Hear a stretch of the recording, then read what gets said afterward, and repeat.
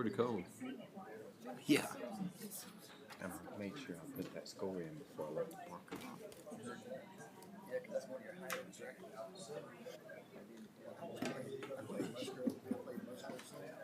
Ladies and gentlemen, we're having a little technical difficulty. We'll go in a minute. Are we ready, Tom?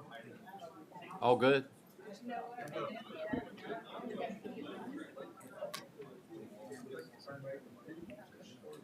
All right, it's 5:32 p.m. I want to call this meeting, September 2nd, Greenwood County Council meeting to order. Your Greenwood County Council has been in executive session since 4 p.m. We've entertained a number of matters, and in the interest of transparency, I'm going to ask that the county manager tell you why we had a need for that session. Mr. Manager. Thank you, Mr. Chairman, members of the county council. We entered into executive session for the following 8 matters. 3 legal matters pertaining to Ascend Materials, the voter registration office, and opioid settlements. 1 real estate transaction in the area of Highway 246 and Puckett's Ferry Road. 2 personnel matters in the administration and sheriff's departments. And 2 economic development matters currently known as Projects Muskogee and Black Sable. Thank you, Manager. I will need a motion for us to come out of executive session. So moved. Second. Motion by Mr. Templeton, second by Ms. Griffin, all in favor. And we are now in public session. Thank you. We do have action that we need to take coming out of executive session. Councilwoman Miller, please. Yes, Mr. Chairman. I move that county council authorize the county manager and the county attorney to engage counsel to assist in a bankruptcy and real estate matter. I second. We have a motion and a second. Any comments or questions? We have had conversation on this. If not, all in favor is presented. And that is unanimous and so ordered. Thank you. As always, folks, you know we start our, well, first, before we go on, council, I trust you've had the opportunity to review our minutes from the previous meeting. Do I have a motion on those minutes, please? So moved.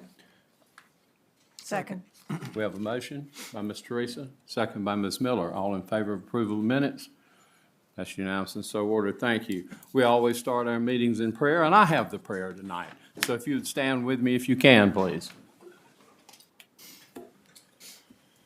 Dear Heavenly Father, here in Greenwood County, we have recently experienced unusual earthquake activity, but we've been spared loss and injury. However, around the world this week, our hearts are with those whose lives have been shaken by loss and devastation from natural disasters. We pray for the injured that they may receive quick and full healing. For those who grieve for lost lives, we ask for your comfort and peace to ease their sorrow. In Greenwood County, we give praise for the work and dedication of our own first responders, police, fire, EMS professionals. But today, we lift up in prayer those same workers around the globe. As they provide aid, we pray for their safety and their strength. As God's people here in Greenwood County, we look to you, Heavenly Father, to inspire us all to respond with compassion and generosity, both in prayer and in action, to render help as we can. May our prayer and aid be a beacon of hope in time of trouble to others. We give you thanks for all those gathered here today. Always we ask your blessings on this body as we work for the benefit of all our residents here at home. May our deliberations and decisions be a blessing to all we serve, and most of all, pleasing in your eyes and symbolic of your word. We offer this prayer in the name of Jesus Christ, our Lord and Savior. Amen. Amen. And we'll honor our nation with pledge of allegiance, please. I pledge allegiance to the flag of the United States of America and to the republic for which it stands, one nation, under God, indivisible, with liberty and justice for all. Thank you.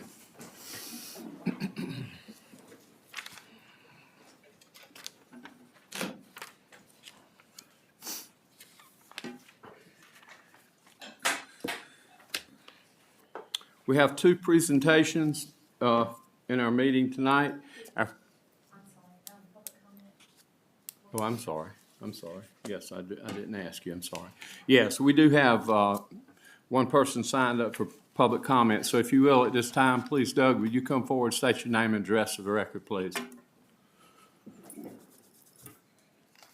Good evening, members of the council. Thank you very much for your time this evening. My name is Doug Collins. I live at 236 Brookfield Drive in Greenwood. Been a resident here in Greenwood for approximately 27 years.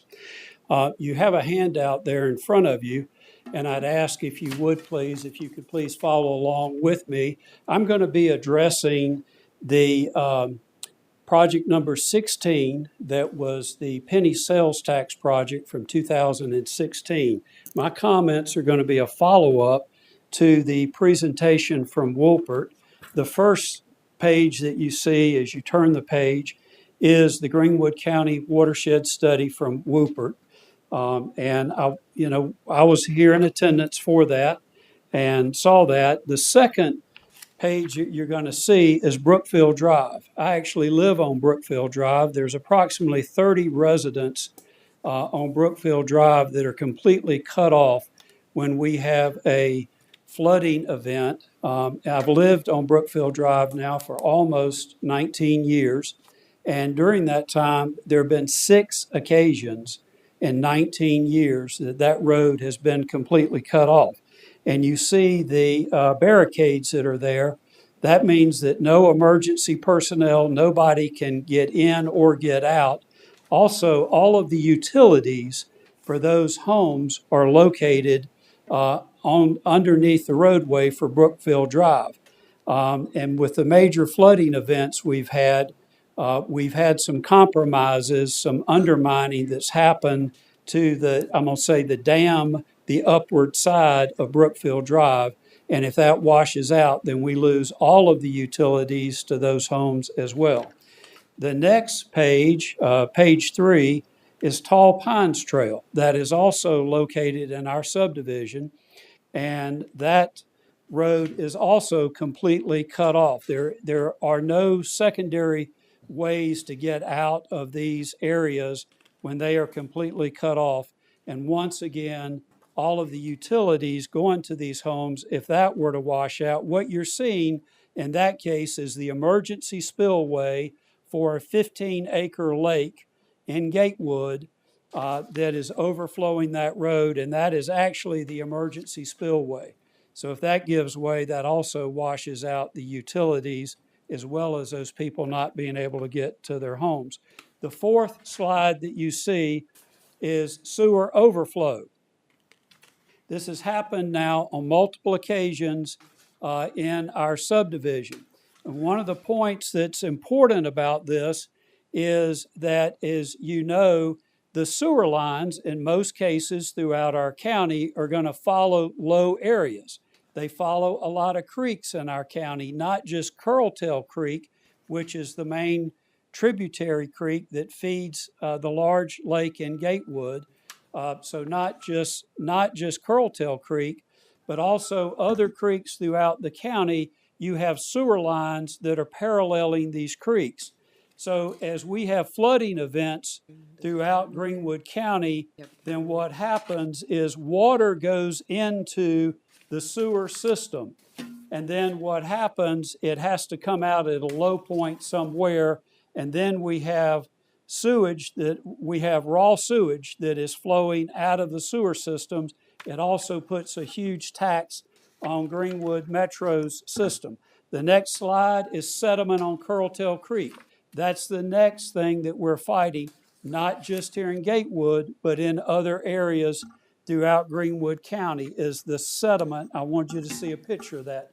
The next slide has to do with the pool at Gatewood. I wanted you to see that as an example of the economic damage that this does, not just to our neighborhood, but as I'm sure you've heard from other neighborhoods in the county, the flooding events that occur.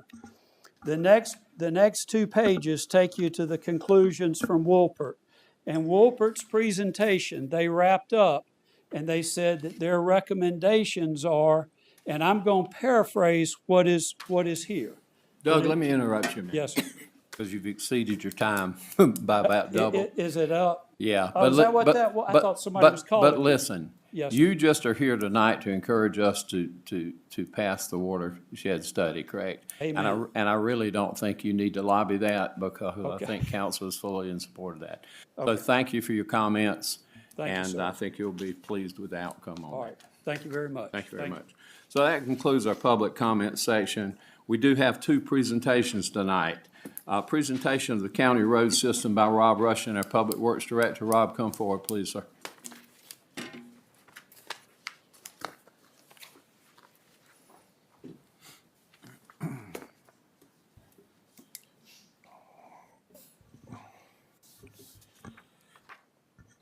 Good evening, council. I appreciate you giving me the opportunity to speak before you tonight. Recently, we've had some questions from council on making some additions to the county road system and wanted to kind of go through a presentation. First, talk about kind of where we currently are, our system is at, and then talk about kind of the cost of additions. So just for a quick agenda for the presentation, one, we're going to talk about who maintains the roads throughout Greenwood County, because I think there's a lot of times some misconceptions about who actually owns and maintains those roads. We're going to talk about funding, how those roads are maintained, the funds for those to maintain those roads. Then we're going to talk about the county maintained system, specifically the funding issues that we have on the county system, and then finally the cost of additions. I have about 15 slides. I'll go through them fairly quickly. Give you a good chance at the end to ask a lot of questions. So who maintains the roads? I've given part of this presentation before to our county transportation committee, and I think some of them were surprised at just the breakdown, but the state DOT maintains about 59% of the roads in Greenwood County.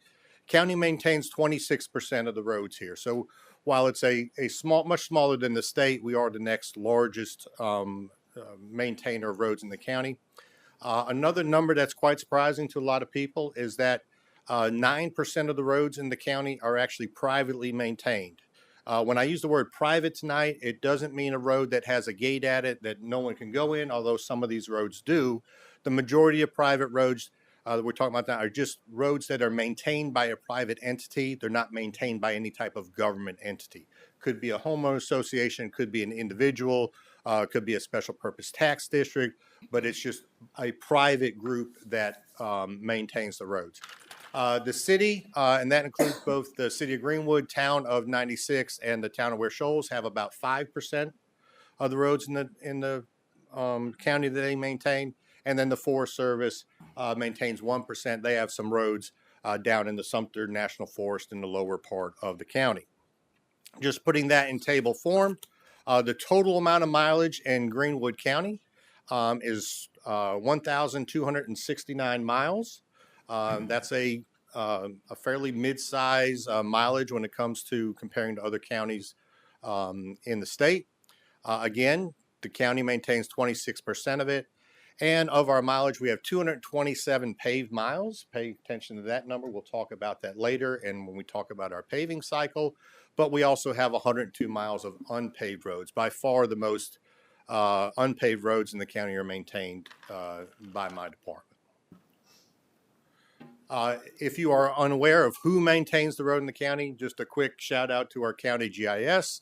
There is a layer on there, road ownership. I walk many of people through the process of turning on that layer. Once you turn on that layer, then all the DOT maintained roads are red or orange. The county maintained roads are gray. Privately maintained roads are green, and black roads are maintained by the city or town.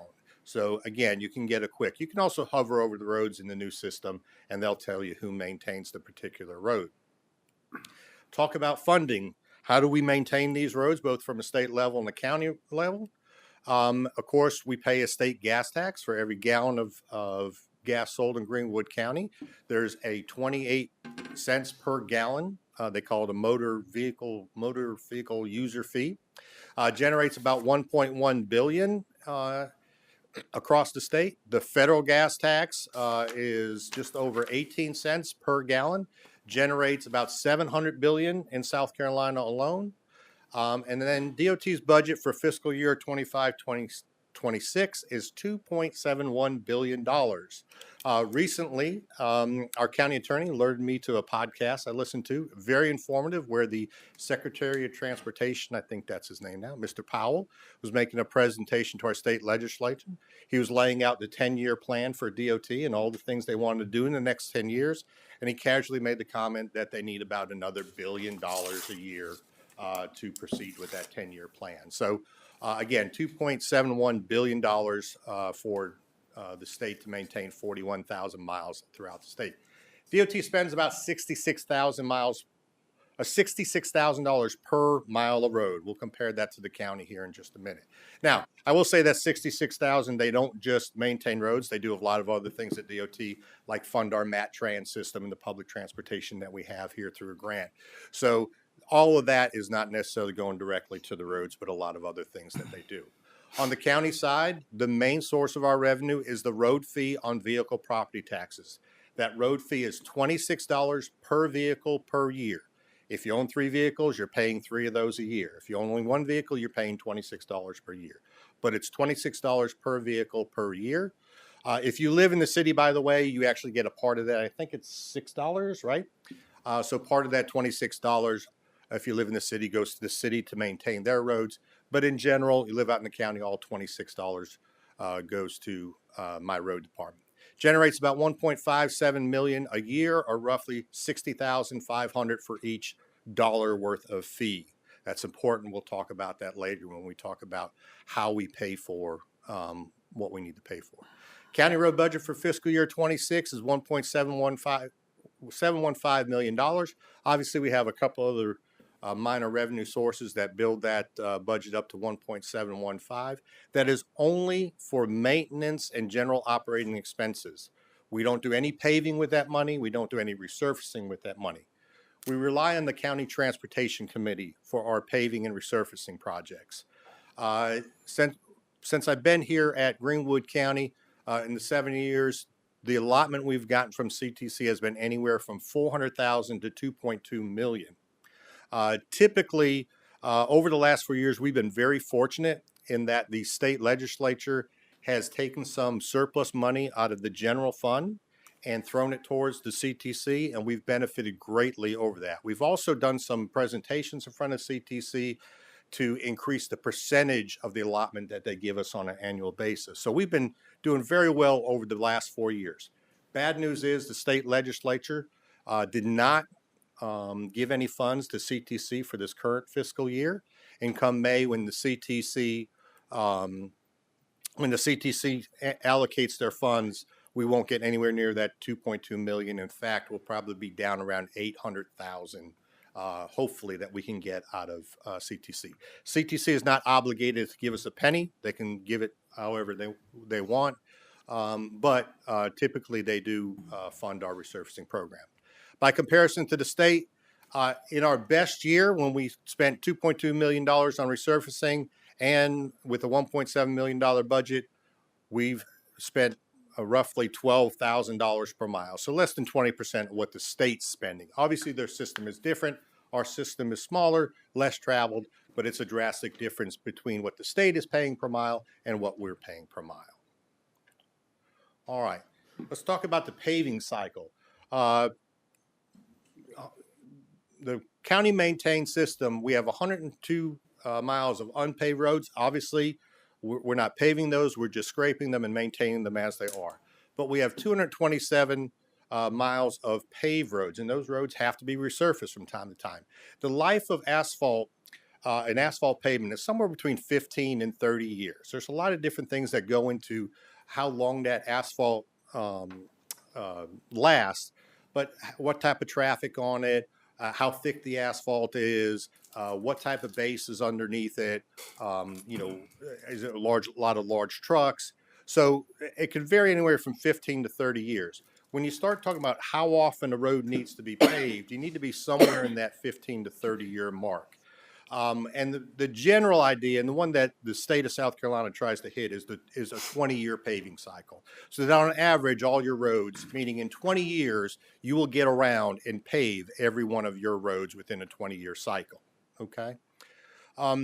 when I first came to Greenwood County, did my first calculation of paving cycle, when I came over the county engineer, the number was around 80-year. We had about an 80-year cycle. We were only getting about 400,000 from CTC. We weren't spending any other money on it.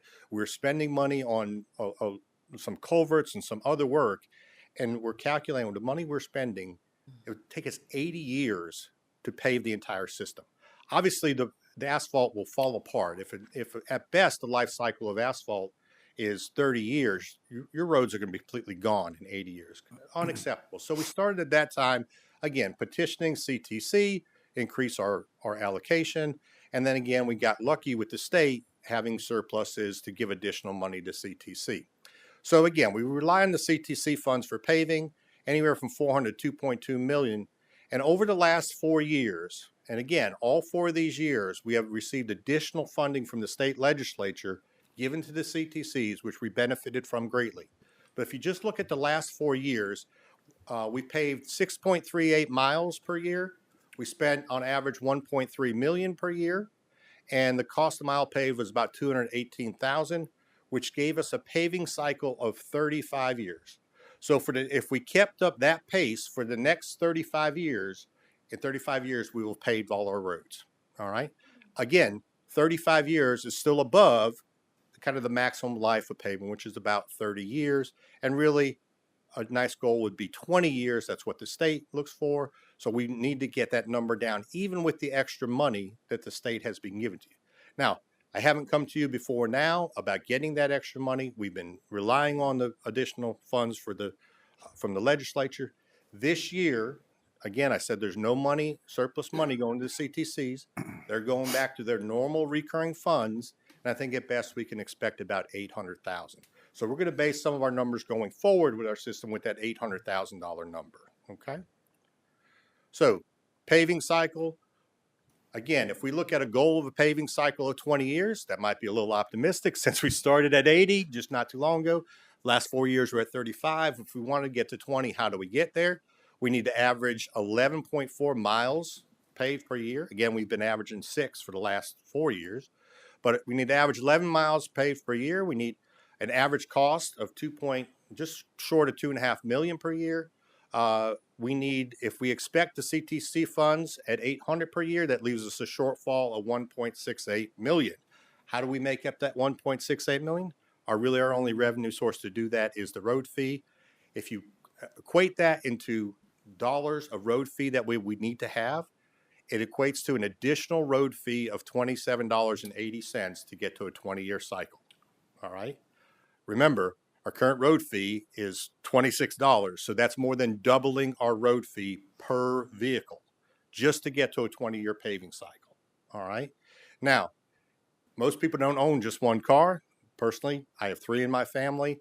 That's tripling the money. So if we were paying 26, we're going somewhere to around 50 to get it, and again, for me, 3 times that, it's essentially $150 a year for me. All right, I did a little chart. Say if 20-year paving cycles may be a little lofty, I put out there all the different paving cycle years in 5-year increments.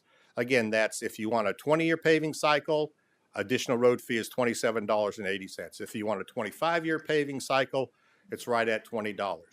I want you to go all the way down to the bottom of that list. If we do nothing and we only rely on the CTC funding from now on, which is about $800,000 a year, we're looking at a 60-year paving cycle going forward, meaning roads will be completely gone by the time we get around and actually do a full cycle of paving. All right. So again, we're kind of just managing decline if we do nothing. Now, again, I'm not asking for any fee increase tonight. The purpose of tonight's meeting is to show you where our system is currently at, what we've been doing in the last 4, 5, 6 years, and how we kind of move forward. For me personally, I think for our system, the good goal is 25 years. I think that's the number we need to shoot for. It's right at a $20 increase in the fee if we don't get any additional funds from CTC or the state legislature. Again, in May, we'll find out with the CTC. We'll find out in June what the state's going to do for the next fiscal year. Perhaps they bring that surplus back. We can certainly talk to our legislators about that. But again, we've really been helped out by that additional funds the last 4 years. That's what's going to cost if we don't get those additional funds.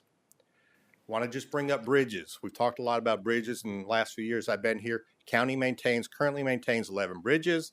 They range in age anywhere from 37 to 73 years old. 2 of the bridges we've recently spent reserve funds on repairing.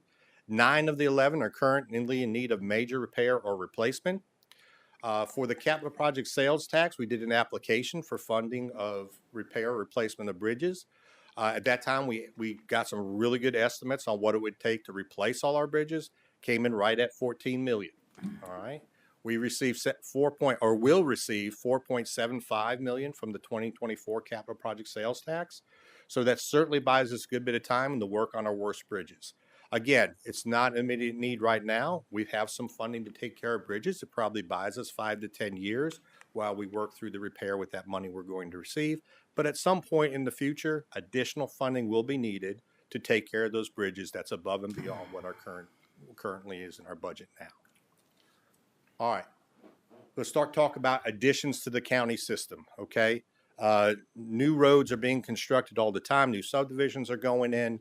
We constantly get questions from the public about how do I get my roads into the county system, all right? There are 89.2 miles of paved roads. There's actually a little bit more than that now, but the data I used for this presentation, 89.2 miles of paved. There's another 29 miles of unpaved, privately maintained roads. We're adding additional miles to the private system yearly. We're going out and inspecting these roads. These are the new subdivisions that are going in. There's new mileage being added to that system. When we start talking about taking additions to the county system, the biggest question is, which ones do we consider taking into the system?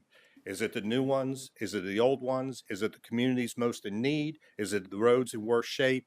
What kind of standards do we put to that? So frequently we field calls on the possibility of bringing private roads under county maintenance. I would say at least monthly, or if not a couple times a month, I field those questions from people. A lot of times it's HOAs, they're having some sort of meeting. They maintain their own roads. They're looking for that process. So again, if we're going to look at it, let's look at it as a whole. If we're fair to everybody, we'll take them all in. All right. So let's just look at the cost of taking all the private roads into the system. Again, I know that of all those almost 90 miles, some may not want to come into the system.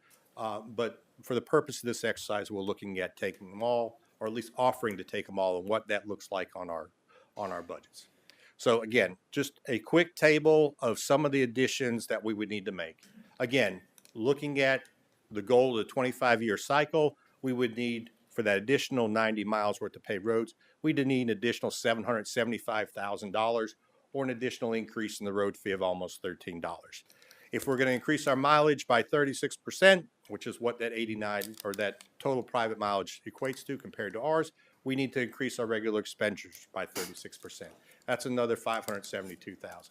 Capital and cost increase. In most years I've been out at Public Works, we haven't actually budgeted capital. We've bought capital with leftover unspent funds from vacancies, from positions we haven't filled. So we've been lucky to get some decent capital over the last year. This year, I think we have about $128,000 budgeted for capital in this year's road department budget. If you're going to have to hire more people to maintain more roads, you're going to have to buy more equipment, an extra $250,000 per year, just based upon some of the equipment that we need to buy. Again, that equates to another $4 from road fee. Increase in salaries to fill vacant positions. I have 15 positions in the road department. I currently only have 9 of those positions filled. That's a 40% vacancy. It is extremely hard to fill positions in the road department right now. And the biggest issue is because our competitor, DOT, who a couple of years ago we were catching up with, we were getting some of their employees with our compensation. We were doing pretty good compared to them in compensation.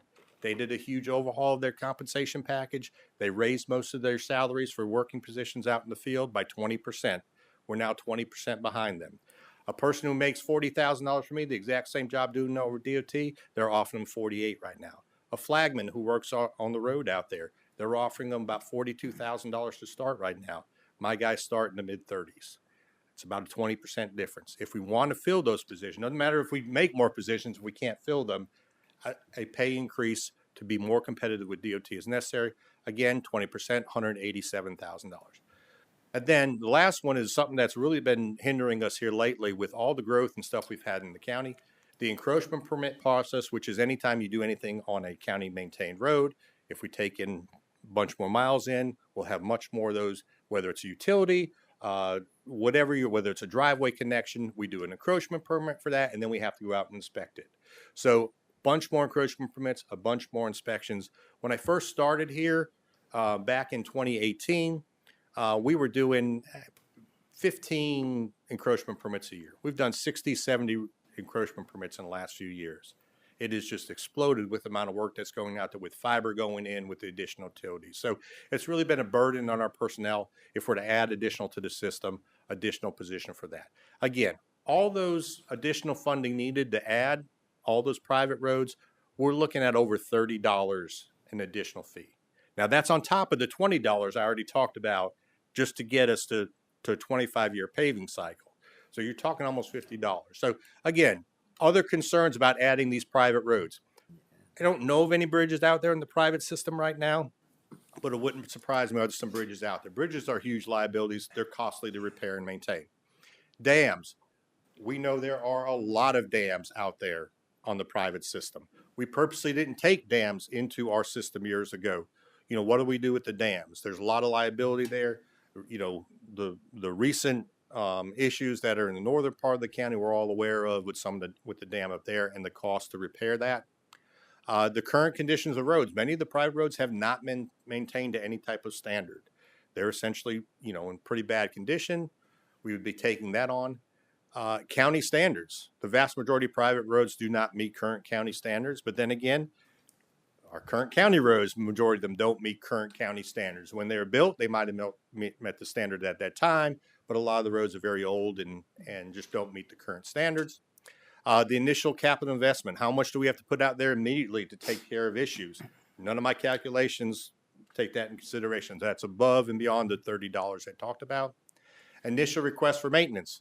Once someone knows they have someone to call to talk about their drainage issue, their block culvert pipe, their pothole, the trimming of the trees on the side of the road that's hitting their camper, they're going to hit us up for a lot of those initial requests.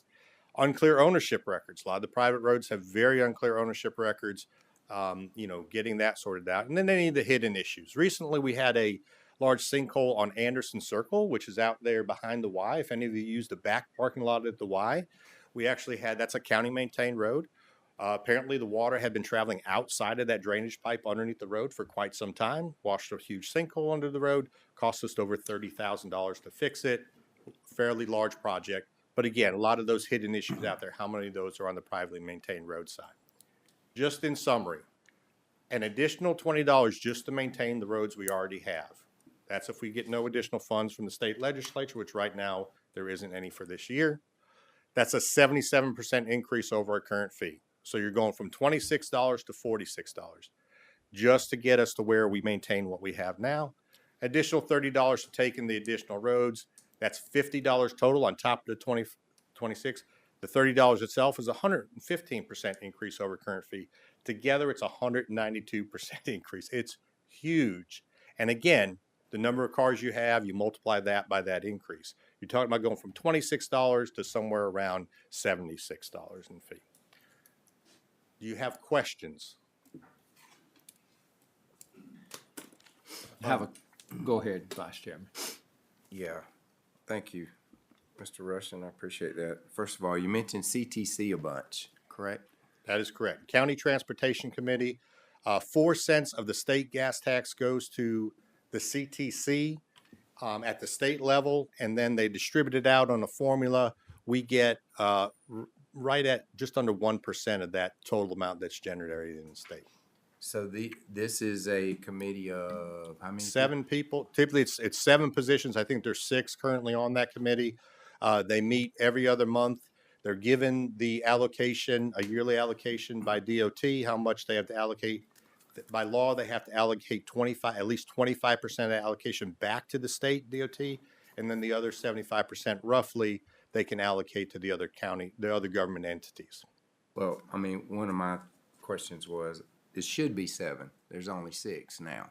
I believe that's the case, yes. Yeah, and I would like to see that 7th person get appointed. That's done by delegation, not by council. That is correct, yes. Yeah, I think it needs to be a fair representation across the whole county, And so I think that position should be filled. Going into the paving, and I get it, I understand all that.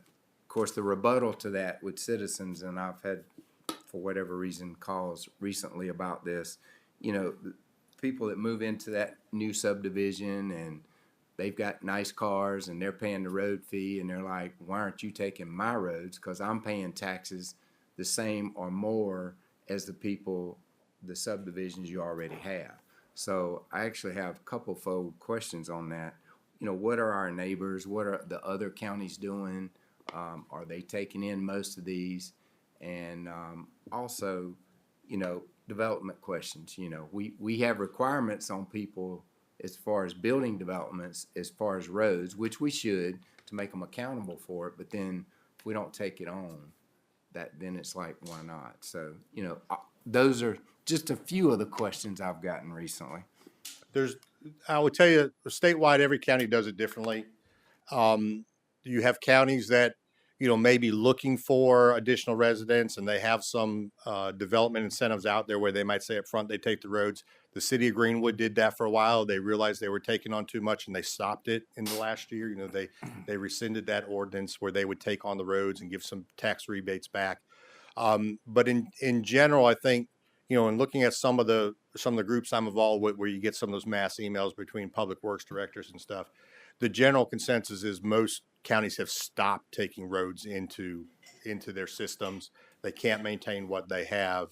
Now, some still are looking for, to put those rooftops up and are still taking some in. But I say in general, I think the tide has turned to where they're not in general. But I don't have statistics on all 46 and what the individuals are doing.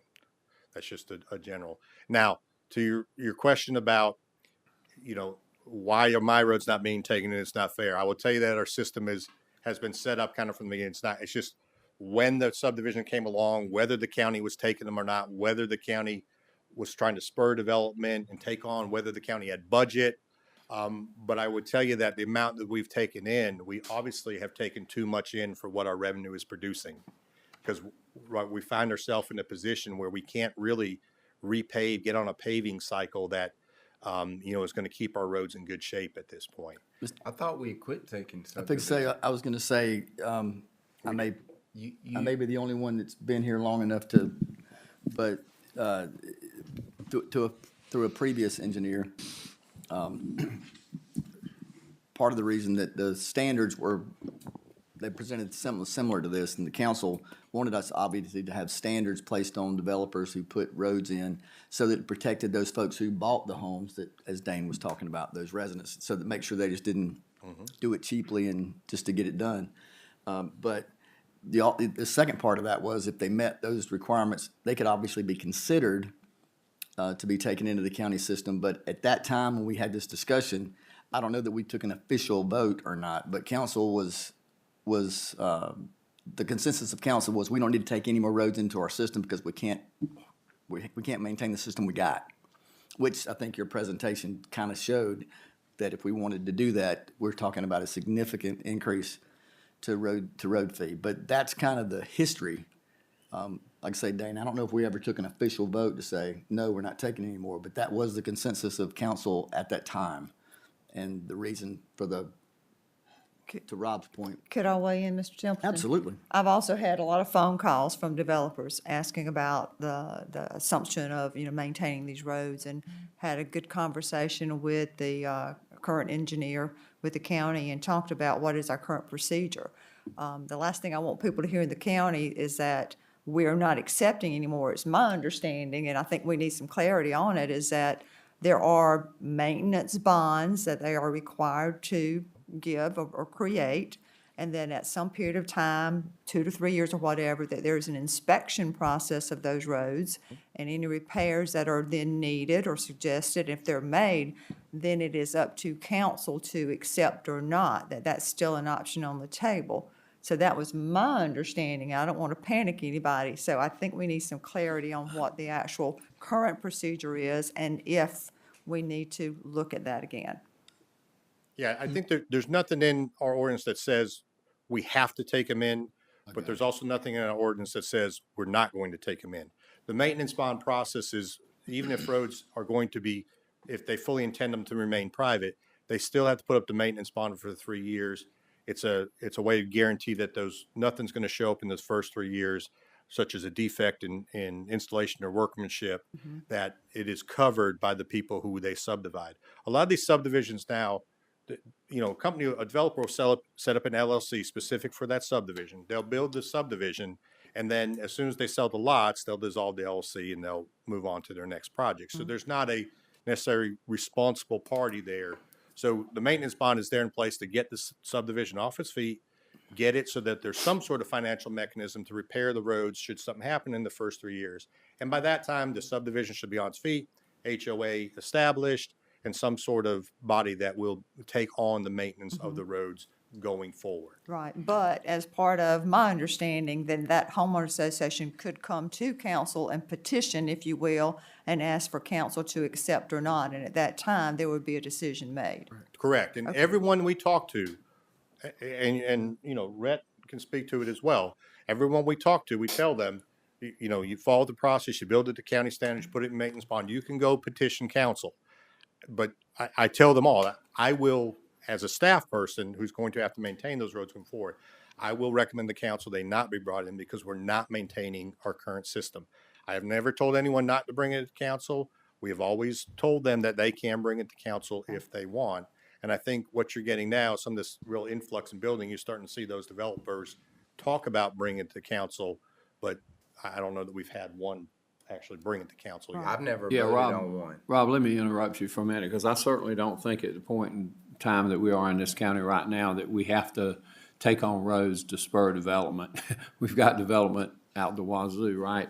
But we've had several conversations about this in recent weeks. Manager, did you want to comment on this? No, my point was going to be, Councilwoman Miller, that's the whole reason why we're having this discussion tonight, is because there is no official position of council other than the process that what Rob has outlined. Okay. It has been we'll call it unofficial position that you're not accepting roads now, but the process as outlined is what Rob has said. So I think that's the whole genesis of this discussion is council now or sometime in the near future ready to say, we are going to suspend accepting roads into the system? Much like the city had decided to do. Yes. And I would also say that yours, and this is extraordinary presentation, I was engrossed in the numbers, I was really sitting there going, $218,000 to pave 1 mile of road, but To resurface one to mile, resurface, right? Yes, resurface. it's paving, resurface. We've been, for our program, we're putting 2 inches of asphalt on it. So, but it also involves, in some cases, involves milling, patching beforehand, some other stuff besides just. But your projections don't even consider all these dozens of new neighborhoods that are on the horizon that Ms. Coleman and I have just had conversation about as well. That is Okay. correct. Thank you. We're growing, and those numbers do not reflect that growth. Rob, beyond what you've given us, you've thrown a lot of numbers out here tonight, and I appreciate that. I was doing some research just recently. You talked about bridges. It was compelling to me that when I was doing research on bridges, that in the Midlands alone, DOT is currently working 103 bridges needed to be under repair. So whether it's roads, whether it's bridges, just a whole lot of money and a lot of significant work. I think for what I would like to see coming out of this, because I think Councilwoman Miller is right, we really don't have a stated position on this. So council, at the end of this discussion, I would be willing to entertain a motion that we would stake out our position, that we either are going to entertain requests or that we are not going to take on any new and additional roads. Candidly, I don't think we can afford to take on any new existing roads based on what Mr. Russian has told us. But anything else, Rob? No, I mean, it's kind of the will of council. I mean, we're willing to go with whatever direction council wants to go, but just understand that those decisions have those financial consequences. And if you do start taking roads in, you really have to look at maintaining what we have now and bringing in that additional tax revenue. Whether it's the road fee or whether it's general fund, whatever, you got to figure out how to fund it. I mean, whether you think it was kicking the proverbial can down the road or whatever, I think the reason council didn't take an official position was because there's exceptions to everything. And if we just say we're not taking any more roads in, period, that would have been that. If we said we're going, and obviously we didn't want to say we're going to take all roads in. But to the chairman's point, I don't think that, I mean, based off of your presentation and looking at the numbers, you know, if Mr. Allison were here, and I'm certainly not putting words in his mouth, but you know, what he says about fees, it's just a nice word for a tax. And when you start talking about increasing the road fee by 117% or 75%, 192%. 192%, I'm sorry. Both of them. That'll definitely get some people's attention. Mr. Chairman, I think this would be a great topic for, and one of the items we consider in our strategic plan that we are now looking at. I think we're soliciting RFPs for that now. That is one of a great topic to include in that. Yeah, I would not. Chairman, I have something, Mr. Chairman, you mind? No, ma'am? All right, thanks. Mr. Rob, the CTC funding, who do we talk to about seeing about getting more of that? So that's essentially what my job is when I go to Yes, sir. CTC. Rhett administers the funds. He runs the agenda. He does the minutes, you know, that sort of thing for that committee. Like I said, I made the presentation several years ago. They have increased funding. I go to every meeting. I lobby those people about the condition of our roads, the size of our system, that sort of thing. You also have the city who goes in. Obviously, they have needs. Yeah. You have the town of 96 and the town of Ware Shoals. The four of us are the typical recipients. The town of Troy has stepped in recently and got some funding from them. So you're competing with the other government entities of the county, which in a lot of cases are in similar financial shape than we are. I looked at a very data-driven approach and gave them some ideas of why the county should be getting more, because we have a bigger system, we maintain more, and they've certainly increased the amount to us. Right. But again, there's other people sitting at that table as well with very similar needs. So Yes, sir. there's a committee of 6. I can get you the 6 names if you'd like to speak with them. Again, the delegation appoints them, and they're 1 member short right now. Okay. It is interesting, though. I find it that at the point in time where we are now, and the state, I think, carried a $750 million surplus out of this last budget, and then you saw that dramatic reduction in CTC dollars. That I don't know. That's just a comment. Mr. Chairman, can I Yes, ask, sir. Can I ask one more? Mr. Temple. Can I ask Rob one more question? I mean, I know the number, but can you restate the number of what we would need to increase the road fee to, just to take care of our current roads in the system at your recommended paving cycle of 20 years? Of 20 years, and we'll go back to that. Or was it 25?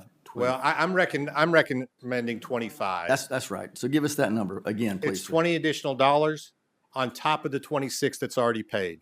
So Okay. you'd be going from a fee of $26 to a fee of $46 just to get to a 25 Per vehicle per year. per vehicle per year. Okay. That was what I wanted you to restate. Thank you. It's a big number. It is a big number, but to be honest with you, with all of the complaints I get with people about the roads, eventually it sounds like we're gonna have to do something. Well, we got to figure that out. Whether that's additional money from whether we lobby the state to put more of the general fund surplus to the CTCs, whether it's the CTC to give us more money, or whether it's Yeah. bringing it up ourselves. We got to start it. Yes, sir. This last 4 years have been a good step in the right direction. We brought it from 80 to 35, but again, it's got to be consistent over a long period of time. And thank you, Mr. Rob, because this presentation was very good. I was like, oh no, all these numbers, but thank you. I try to get it to a point where it can be understood and just where our Yes, financial sir. situation is. And right thank now. you for advocating for us. And I don't want to sound doom and gloom either. Like I said, we've done really good these last 4 years. Yeah. We really have. We're certainly moving in the right direction. Yes, sir. Thank you.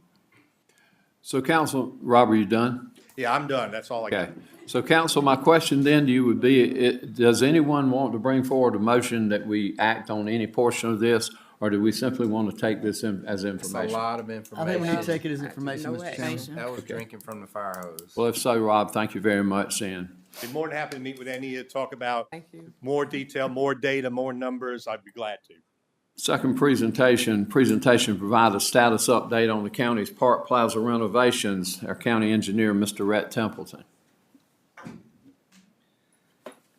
Thank you, Mr. Chairman. I think I came to y'all, I think back in April. That was right before we kind of got started with construction. Kind of giving you an update. It was time for us to bring another update to you, kind of tell you where we're at on this project. So last time, I think we were talking about some of the design changes that are still needed to move forward. Most of them dealing with our site design. Those have been completed. We're submitting those in for some review for some of our state through DES and through our processes. Worked with utility companies, making sure we have those things in line. I think one of the things we discussed last time was whether or not we were going to need additional generator and pump for fire suppression. I think we've been able to work with our design engineers to make sure we get the proper flows and still not have to need that. So we're hopefully moving in the right direction on that budget. As far as speaking of budgets, so far, no surprises. We're still on budget. Schedule's working out well, making lots of progress. So on time, on budget at the moment, and we'll hope to continue to be on that track. As far as what's happening, I mean, if you've driven past the building, you see some windows are gone. You got some framing that's been put up. What's been taking place is, we have asbestos in this building. They've been abating it. The top floor and the middle floor, the first and second floors have been completely abated, which is great. That's, people are tired of signs that say, don't touch the walls, do all these types of things. So we're moving in the right direction. I think people are going to be excited about that. They have moved in. They were actually doing all the setup to do the last little bit of abatement in that basement section. We did abated about half of it a couple years ago when I guess it's Christian staff now with Jamie at the time did some renovations for us. We did some abatement then, but we're close to having all the abatement done and all the demo done. They expect it to be done about the next 2 weeks. Like I said, I talked about, I kind of covered it all on the slide, but let me show you some pictures. We talked about our new design. This is kind of a snapshot of that site design. Like I said, we're working through the process with both DES, and I think we talked about the roadway on Washington Avenue. That will go to the state commission to finish that process this month. So we're excited and anxious to hear back from both of those agencies. As far as the abatement, here's some photos. You can see the coverings on the ceilings. The whole thing with asbestos abatement is we're wanting to do it as safely as possible. We're containing spaces. We have, pressure on the building to make sure we don't have anything that's escaping, and everything's getting bagged up and gets sent to Rob. Actually, at his landfill, they got a nice special place for it there to handle all the abatement, all the asbestos containing materials. So we appreciate their help in this process. They've been helping us with that as well. Our first floor. So on this is just some pictures. Like I said, everything's been gutted. So you basically see concrete and steel. But if any of y'all have been you've all been in the first floor of the building with HR and economic development, admin, all the walls. It's kind of a maze. Our contractor said, he felt like he got lost in there. Well, now it's wide open. So you can kind of look on these pictures that I provided, kind of a blank slate of kind of what's going to be built out here in the next couple months. Second floor, this is the first one they demolished. And these pictures you can see on that far left, that's the stairwell, the external stairwell. They're starting to do some of the demo there so they can come back and eventually put back. That's going to be internal going forward. You see on the bottoms of the floor in these, they're actually starting to put the bottom channel, the C channel for the walls. It's basically the base for setting up the studs for the future walls. So we're starting to see some things take some shape. So it's exciting to see that come into place. You can, we talked about that meeting room that is going to go on the top floor. That's technically what's on this middle picture. You can see that space actually takes shape. So it's exciting to see the progress. Then of course see the outside. Obviously right now the biggest change you can see is just the windows are gone. They are going to be put back, but this is part of the abatement. They had to seal that back up. That's what those timber framing is for. But like I said, making progress, moving in the right direction. Hopefully we'll come back to y'all in a couple months with some more update, maybe see some walls in and start to see this take a little bit more shape. But things are going well thus far. Is there any questions? Council, any questions, comments? If not, Rhett, thank you for that information. We're taking this as information only. No need for any vote. We'll move on to the next segment, which is our old business, and we have no old business to address tonight, but we do have a need for a public hearing. Ordinance 2025-22 will amend the Greenwood County zoning map as and if amended so that one parcel of land totaling approximately 40.69 acres at 410 Little Mountain Road in Greenwood County changes from agricultural 1 to R3 single-family residential. Ms. Carol Coleman will give us details on that. Carol? Thank you, Mr. Chairman. This is a request on Little Mountain Road is outside of the town of 96 currently. They are in discussions about annexing it in because it's very close to the town. Just as a point of reference, there's a self-memorial doctor's office right there on the corner of Little Mountain Road and Highway 34. So here's the parcel. Again, you've got the piece down on the right here on the corner, which is this Main Street there, but that's the doctor's office, self-regional. So this is going up Little Mountain Road. It does meander a little bit and comes back up in dog legs back towards the town of 96. So the property itself is kind of like shaped like an upside down necktie. The application was to go to R3, which is a single family residential district only. AG1 is very similar in nature in that in this case, the town of 96 is looking to provide sewer to this proposal.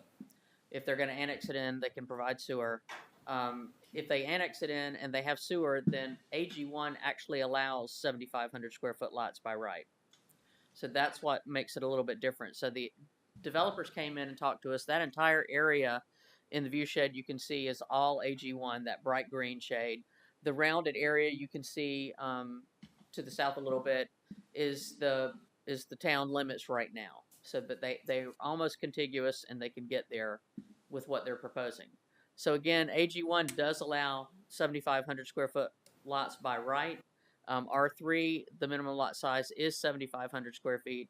The benefit for the developer of going to AG or going from AG1 to R3 is AG1 also has 125 foot minimum depth of a lot, so that it has to be that far from front to back. This is looking at Little Mountain Road near the address point where we did it. Across Little Mountain Road is on the right. Looking towards Old 246 and then looking back towards Main Street is those two pictures. So again, AG1 allows 7,500 square feet, 60-foot lot width, 125 feet deep.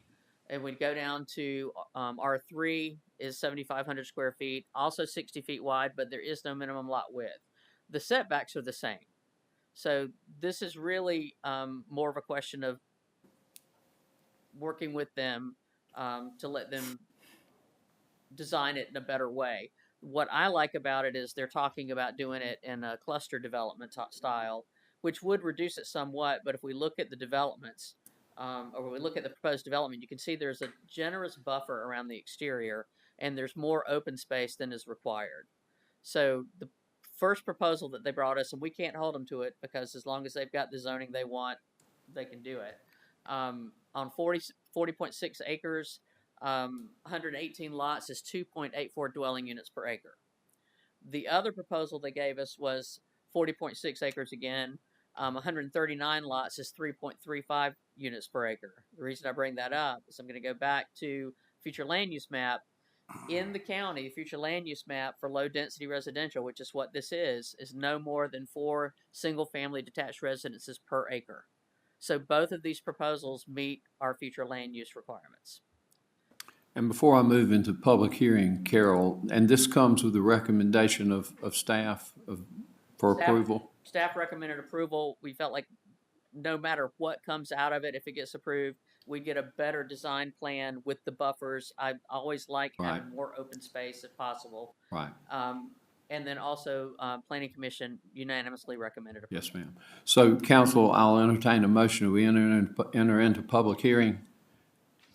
So moved. Have a motion by Ms. Bishop. Excuse me, Ms. Griffin, second by Ms. Bishop. All in favor? And we are now in public hearing. So I'll ask now if there's anyone here that is here to speak in favor of this proposal.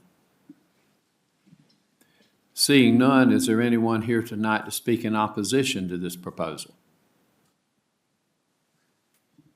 Seeing none, then I'll ask for a motion to close the public hearing. So moved. Have a motion from Mr. Templeton, second by Ms. Bishop. All in Ms. favor? Griffin. Excuse me, Ms. Griffin. Y'all gonna have to talk a little louder. I get you confused. Okay, have a motion and a second. All in favor? And we've closed the public hearing. Thank you. Any questions or comments, council, on this second reading? Yeah. I guess anybody that knows me knows I'm pro 96 for sure. I sat in a zoning meeting when a bunch of questions was asked about this. Again, I'm not opposed to new development in 96 whatsoever. We've not had any in quite some time. There's one proposed in the town limits. This would be the second one if it was annexed, or at least close to the edges of it. One concern raised, even though they did vote unanimous, was a second access point. Yes, sir. And I left that out. That was one of my recommendations. They do have room to do it. They may lose a lot or two, but I've talked with Steve Holmes, County Fire Chief, and he agrees the same thing. They would be required to have a second point of ingress and egress. DOT has already looked at it, and they would recommend one as well. So if I'm not mistaken, I think the fire ordinance states that there would have to be a second public safety. It would not be mandatory for the actual entrance. Is that correct? It's not required to be. For example, in the city, most recently we had a point at Seven Oaks across from Greenwood High School, and they connect up with Druid Hills behind them. But we are trying to get at least one point of ingress and egress on everything we do. I've got one we've talked about that is it's actually by right. It is Pepper Hill Farms, which is on Montague Avenue Extension. They have an emergency access point to Deadfall Road West. Yeah, I mean, because again, trying to think about the citizens first and the area, one of the things mentioned in the zoning meeting as well was the possibility of catering to elderly as far as homes. Was that not mentioned? It was mentioned. The developer has stated that they want to work with people to create homes that would be welcoming and try to meet what the community wants to see. And that would be even more concern for me getting in and out as far as emergency vehicles needing access, fire, ambulance, so forth. But I mean, really and truly, we only have two options. No means they could do 118 lots, and yes means up to 139. Is that? That's pretty accurate, and I don't think that the developers realized what they had with the AG1 until they came in before the Planning Commission meeting. Any other questions, comments? I have Of one course, they question. didn't know they could get sewer until that point. So, Ms. Miller? Thank you, Mr. Chairman. Ms. Coleman, this is going to be probably a recurring question for me anytime we have a development coming, on board, especially with the recent watershed study that was done. What kind of preemptive, preventative work do we do to make sure when they clear cut and all this land that it's not going to cause a water issue for somebody else on surrounding property or run off into a different, I don't know if this has any creeks around it or not, but what are we doing in this process to see what kind of impact it's going to do environmentally to surrounding properties? Rhett, the engineer, and I spoke about that today because we've got one in the city off of Calhoun Road where we're having some of those issues. The state requires that you can't have you can have increased flow post-development than you had pre-development. So you have to maintain it. You have to contain it on site and distribute it out. But there's a gap. There's no doubt they're growing pains when they come in and they start developing. They are going to almost clear cut it. And what happens 9 times out of 10, I've discovered, is that the clear cutting is not the developer. The clear cutting is the person selling the property. So we're working with the city right now on a tree ordinance. So maybe we should look at that as well and try and maintain some of the trees that are on there, especially hardwoods. And that might help somewhat, but it's again, it's growing pains. There's not a whole lot we can do, but we work with DES, and they are doing enforcement on the one we're getting complaints on Calhoun Road right now, which to me is absolutely amazing that they're actually taking them to enforcement. But it doesn't solve the problem for the adjacent property owners. Okay, so to be clear, then, there's nothing on the preventive side or DES involvement to say we bless this property for you, or this is what you need to do to make sure. Well, is it on the front end that occurs, or no? They do. They make them put up silt fences and some other things. There's some preventative measures they put up, but that doesn't always solve the problems. Okay. And we can't, the amount of rain events that we're getting with just increased rain, like I've told people, I live on one of the highest points in Greenwood County, and our basement has flooded 3 feet twice from groundwater. There's no water source around our house. So it's a whole new, and our house is almost 100 years old.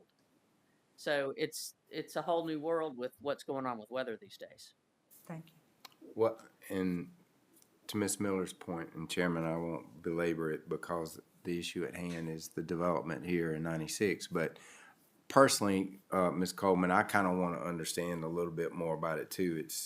It makes us realize the only course of action we have as council is yay or nay to a zoning request. Outside of that, I mean, things go quickly and change as far as development. We talked about roads, taking over roads. And then at the end of the day, we have citizens calling us complaining about this, and this, and we have no recourse. Just want to understand how that whole process works and where the teeth are, where they're not. And, it's hard when we just raise our hand on one part of it, so. I will say we're getting ready to enter into the comprehensive planning process. Again, the city took action when I first did that table of proposed subdivisions that kind of sounded the alarm as to how many were here.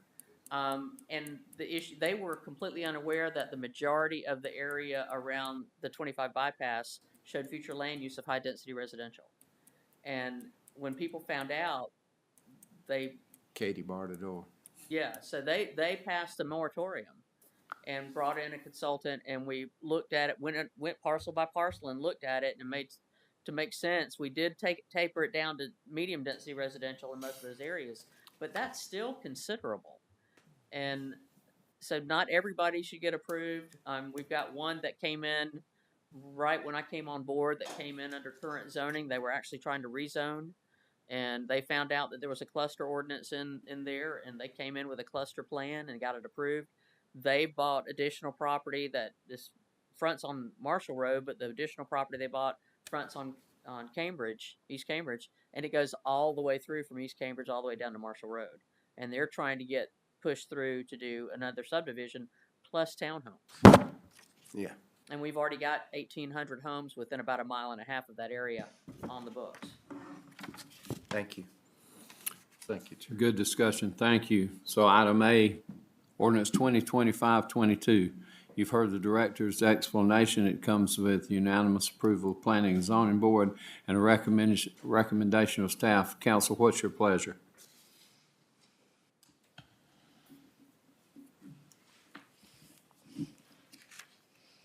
No motion? I'll offer you a motion to approve, Mr. Chairman.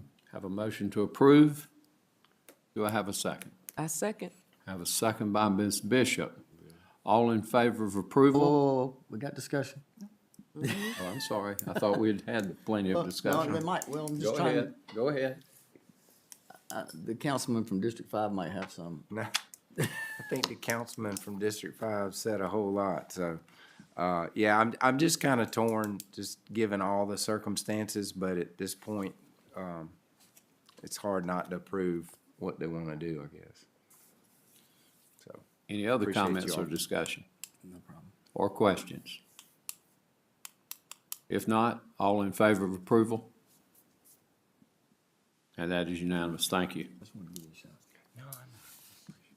First item of new business, item A, consideration of the appointments of the Board of Assessment Appeals. Ms. Lynn Hammett.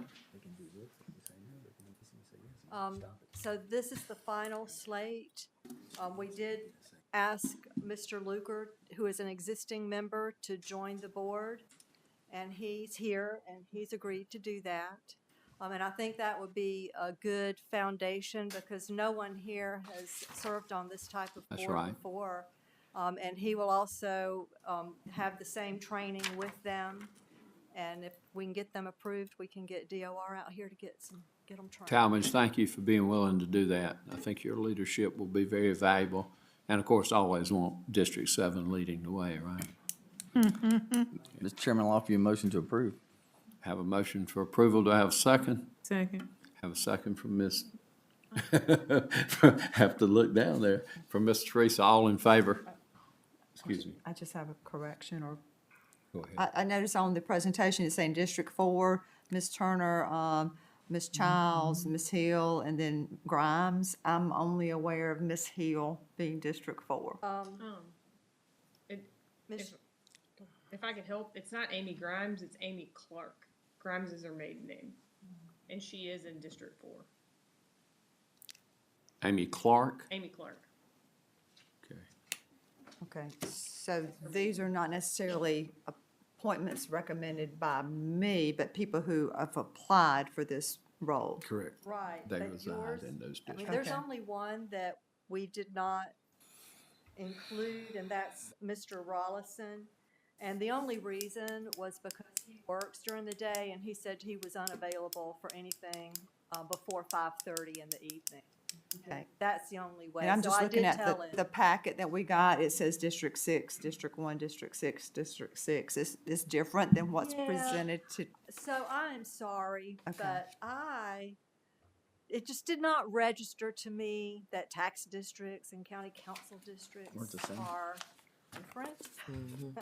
I apologize for that. But I can tell you, I did go in today and just verify. Emily Turner is County Council District 4. C. Ray Coven, and we've got CORAN, but it's COVAN. My fault. We can't read our own writing in our office sometimes, but he's in District 7. Ms. Childs is District 6. Ms. Hill is District 4.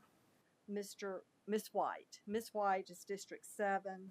Ms. Clark is District 4, and Mr. Luker is District 7. And that is everyone that, other than Mr. Rollison, that called in and volunteered. Okay. No It District would have 5. been nice to have some from all of our other Yeah. districts. Right, I know, but we I don't know. know anyone, and know. we took in the volunteers that. Yes, ma'am. But you are all free to, I think these are 4-year terms, so I would keep that in mind if you have someone that is interested. It'll be an ongoing application process, I would assume. I don't know how the county has this set up, but a lot of counties are taking applications for different volunteer boards throughout the year, so, which I think is always a good idea. We speak routinely, Lynn, to people in our districts and ask them for, stress to them the opportunity, the importance of volunteer service on our boards and committees. Sometimes it's just hard to get people, as you know. It is. Yes. I also wanted to mention that we're in the process of putting together that software program that is, we're going to be pushing it out once we get it started, which will also open it up to the awareness of Right. all the districts that they can apply for these boards and Right. where their expertise is. So that'll kind of help get the word out there for all the districts. Yes, ma'am. I think that will be a help. It will, and I've worked in a lot of smaller counties, lived in smaller counties, and it is typically word of mouth. Yes, ma'am. But I'm in a larger county now, and when you go to their website, if you want to serve, you let them know that you want to serve and what your specialties are, and they will find a place for you. And I see Greenwood headed that way, which is good. I've had lunch with several people in the last, 4 to 6 months who I had approached about board service, committee service, and for one reason or another, they kind of fallen out. But thanks for your efforts, and Yes, council will continue to try to bring people forward, Lynn. Council, are any other questions or comments in regard to You this? said you live in a larger county? You don't reside in Greenwood County and you're assessing all the property here? Okay, That's probably a good thing. okay. Just checking. Didn't know that. Call me, come by and see me. I'll tell you all about it. No, I just learned what I needed to know. Thank you. All right, you're welcome. Is that it? It is. Council, if no further questions or discussion, what's your pleasure? We got to vote. We got to vote. We do. We already had a motion in a We have a second. motion and a second. All in favor?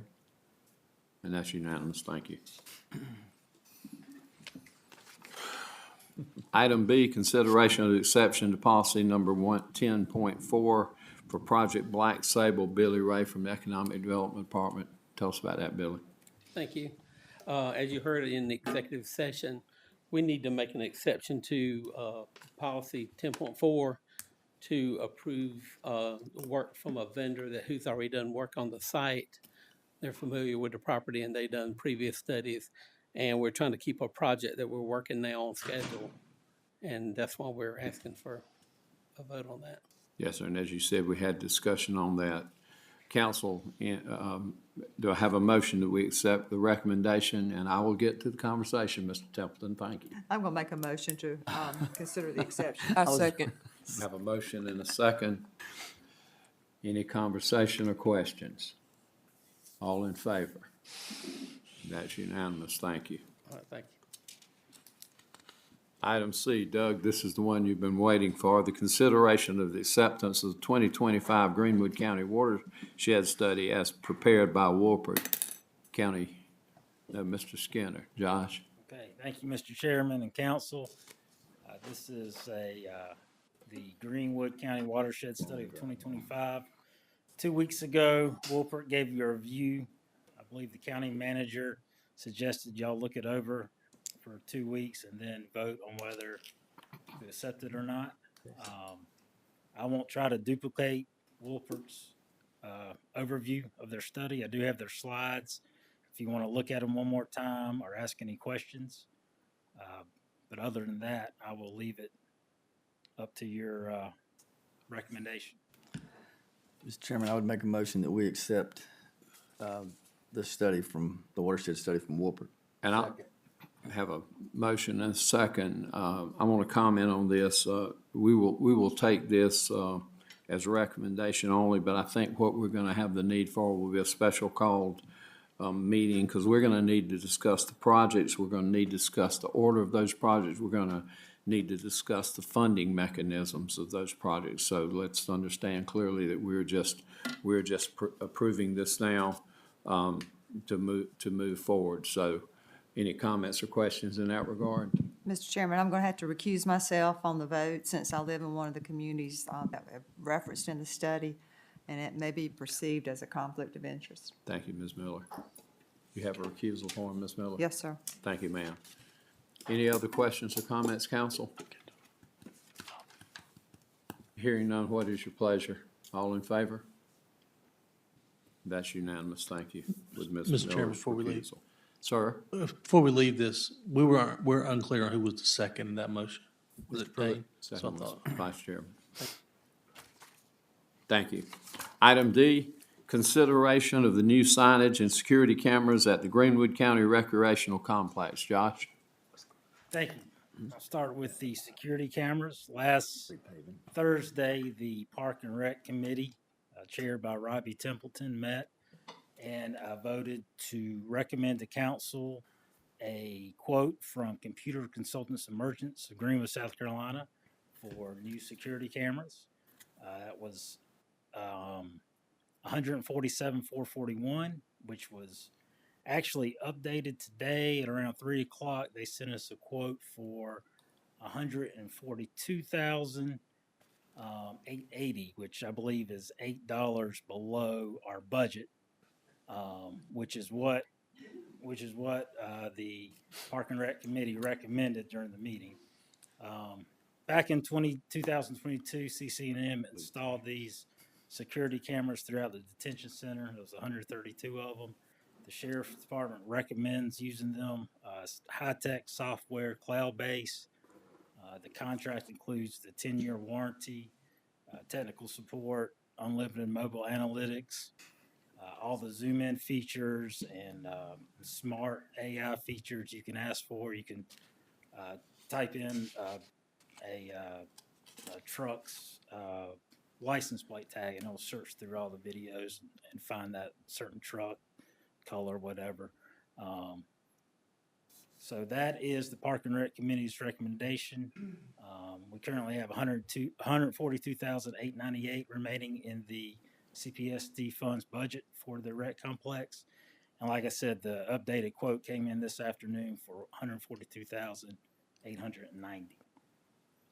Council, we're taking this information from our capital project sales tax coordinator as information only. It won't require a vote. Mr. Templeton, you have a comment? Any comment about this, since you're the chairman?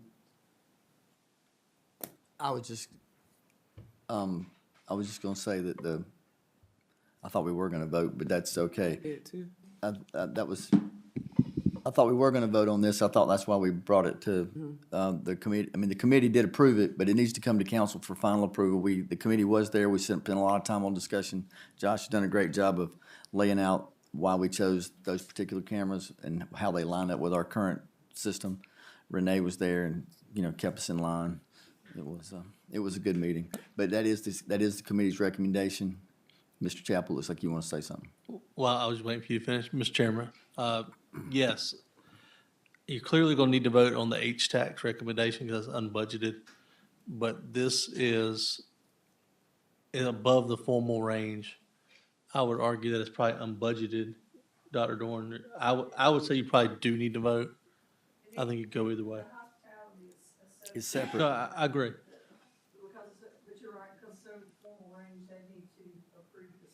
Yeah, I would say the safe answer, Mr. Chairman, is for you to vote on it. Is that not covered in item E? No, there's two different Two things. separate items. Two different things. My I'm gonna offer you a mistake. motion to approve, Mr. Chairman. Have I a, have a second. motion and a second by Ms. Bishop. Any other comments or discussion? My mistake, I apologize. No All in worries. favor, as presented? That's unanimous and so ordered. Thank you.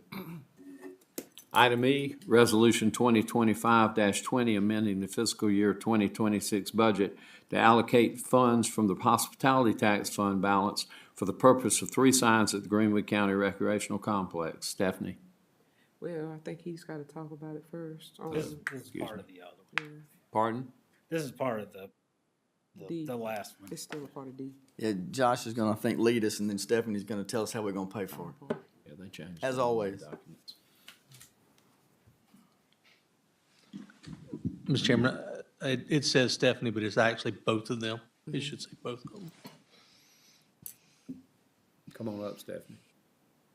Unless you feel you don't need to. No, I was waiting to see if you had more pictures. I think you kind of didn't finish. He did. Well, I was just gonna tell you how we got to the sign. I think you do need to accept our recommendation for the sign firm, if you choose. But so back in July of 2025, we put out an RFP for 2 lighted entrance signs and 1 LED messaging sign. This would replace the sign that was blown down, the old Civic Center sign that was blown down during Helene. We received 6 qualified bids on August 14th. We actually received 8 bids total. Only 6 were qualified. Those price range from $192 to $427. The lowest 5 were from $192 to $246. We did have a design component to the bid proposals. So the committee, the Park and Rec Committee, graded all those proposals based on sign design and bid. The highest score was United Signs LLC out of Norcross, Georgia. These are sort of the concepts that United Signs sent us. These would be the 2 entrance signs, one for the tennis playground entrance and one for the Willbank Circle entrance. And these are just conceptual now. We can change them as we move forward. And this would be the large LED sign to replace the Civic Center sign that was blown over. Again, the brick would match the brick that is in the fence, the brick columns that are in the fence. And of course, you have the LED sign that can play different messages from the county. So the Greenwood County Council Park and Rec Committee voted to approve the selection of United Signs, and that is a recommendation. We do not have the funds in the CPST budget to pay for it. That is why Stephanie is here. So there's a total, the total on the bid is $222,000 because it includes electrical work of about $30,000. And so we have funds available within the hospitality tax fund balance as of June 30th the balance will be about $1.4 million, and so we recommend that you use those funds to pay for this. So I think we need both your approval for the selection of the vendor, because it's over the formal amount, and then we need your approval on the resolution for the funding. So we need 2 votes, please.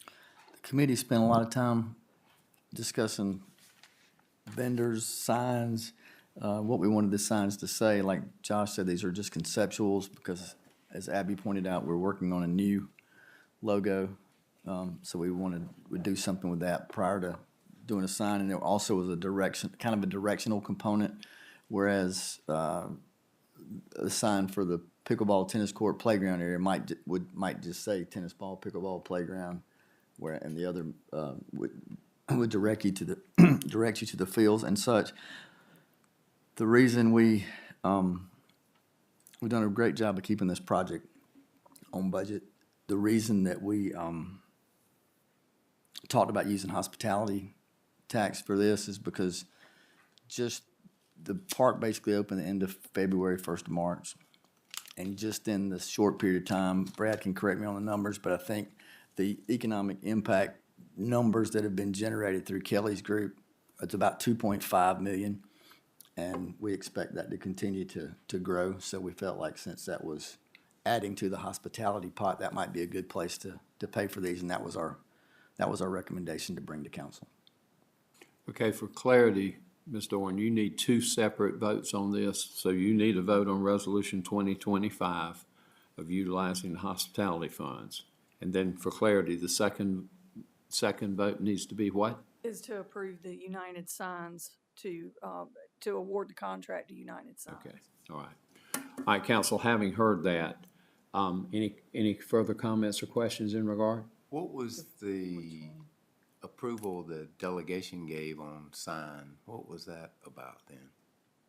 That was on a PARD grant, which is for the scoreboard sign. All right, scoreboard signs. I thought it was for the signs out front.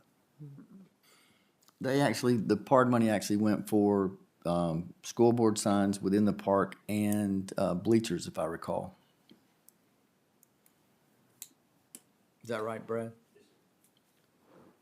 I have one question, simply because it was, and I'm in support of this. I think it's a fabulous facility. I'm so proud of us having that here in Greenwood County. Help me, were there monies left over in the 2016 capital project sales tax referendum? Were there monies left over that we can now use to go back and fund some projects that maybe didn't have enough money to complete their project? How does that work? So you have some of the savings that have been already achieved have already been allocated. We are continuing to earn interest on the account. So there's interest available. I wouldn't be able to tell you how much because we've allocated some of it already. And then there are funds where we collected more than the original amount that we expected to collect.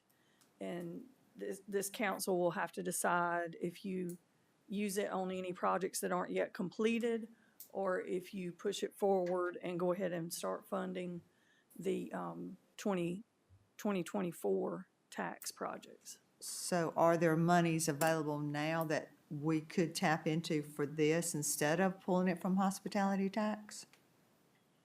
If you wanted to use some of the funds that were collected over the 87 million originally planned, that's certainly within your decision to make, to do that. We just, as Councilman Templeton explained, it seemed like a good use of hospitality funds. And the thing that I always talk about is when you have special revenue funds and they serve, and they have a purpose and they have a restriction on use, if you don't have a plan for them, then when a project comes along that meets the restrictive nature of the funds, then a lot of times that restriction has had to be just for the capital component of this. Right. So we don't have a plan yet on how we're going to use, I'll use the word excess from the 2016 Correct. monies, but we will have that conversation. Correct. Okay, thank you. Was, Mr. Chairman, I'm gonna offer you a motion that we approve United Signs as the preferred vendor on this project. And I second. Have a motion and a second. Any further comments, questions, discussion? All in favor? That's unanimously approved. Mr. Chairman, I'm also gonna offer you a motion that we use hospitality funds to, pay for the signage for the park. Thank you, Ms. Templeton. I second. Second by Ms. Bishop. Any other further comment or questions, I discussion? would only say, the only other comment I would make is that once we, that I would want, once the committee determines what these signs are going to look like, I would bring them back to this group for approval. It's a good recommendation, I think, Ms. Templeton. Any other comments? All in favor? And that's unanimous, it's ordered. Thank you. Item F, Resolution 2025-21, approving the county's participation in proposed opioid litigation settlement and related bankruptcy procedures. Ms. Carson, are you going to give us information on this? We already spoke about this in executive session. Strange. These three resolutions approving participation. So the first, this is 21, is related to Purdue Pharma. Then the second is related to Sandoz, and the third is related to 8 separate manufacturers of opioids. They're just almost exclusively generic, that don't have brand names. So they each have to be voted on individually. That's why I set them up individually. And that's about it. Yes, ma'am. And council, we've had discussion on this. Is there any further discussion needed before we motion on this first item, on item F? If not, we'll entertain a motion. So moved. Have a motion by Ms. Teresa, Second. second by Ms. Miller. Any comment or discussion? All in favor? That's unanimous and so ordered. Thank you. Item G, Resolution 2025-22, approving the county's participation in proposed opioids litigation settlement. As you just heard, the recommendation from the county, or explanation from the county attorney. Motion to approve. Motion to approve. I second. Second. Any comments or discussion? All in favor? That's so ordered. Thank you. Item H, Resolution 2025-23, approving the county's participation in proposed opioid litigation settlement. Offer you a motion to approve, Mr. Chairman. Have a motion, second by Vice Chairman. Any comments or discussion? All in favor? That's so ordered. Thank you. That brings us to the end of our items of business, district reports. Thank Ms. you. Griffin, District 1. Thank you, Mr. Chairman. We'd like to say good evening to each and every one of you all. We'd like to say Happy New Month to each and every one, and praying that September has been good to you already and will continue to be good to you. Like to also invite you all to the Promised Land Community Fun Day on September the 13th, beginning at 10 a.m. with a parade. Going down Highway 10. And looking forward to seeing you all there. It should be fun, festive, and food also. So looking forward to seeing some of you all down there. And everything else is well in Promised Land in District 1. So ends my report. Thank you, Ms. Griffin. District 3, Ms. Bishop. Thank you, Mr. Chairman. I thank everybody for coming. Thank the staff, county manager, thank you. Mr. Rob, Miss Stephanie, thank you. Everybody, Josh, thank you. And that I pray that everybody has a good evening. That ends my report. Thank you. District 4, Ms. Miller. Mr. Chairman, just a quick shout out to Meg's House. They celebrated a reopening and renovation of one of their facilities. It was beautifully done. And Ms. Hodges does a great job managing that facility and that nonprofit organization. That ends my report. Thank you, ma'am. Vice Chairman, District 5. Thank you, Mr. Chairman. Even though I was not able to physically attend the Lights on the Lake, spoke with Tony Carreri, who's been very involved with Connect Lake Greenwood over the years. His son Chris is now in charge of that. He said it was a great event, well attended. Attendance was down, but they figured it would be for two reasons. College football opened up, and it was Labor Day versus 4th of July, but it went really well, and he wanted to extend his thanks to Greenwood County for their support. Attended a development meeting in 96 at 96 CPW.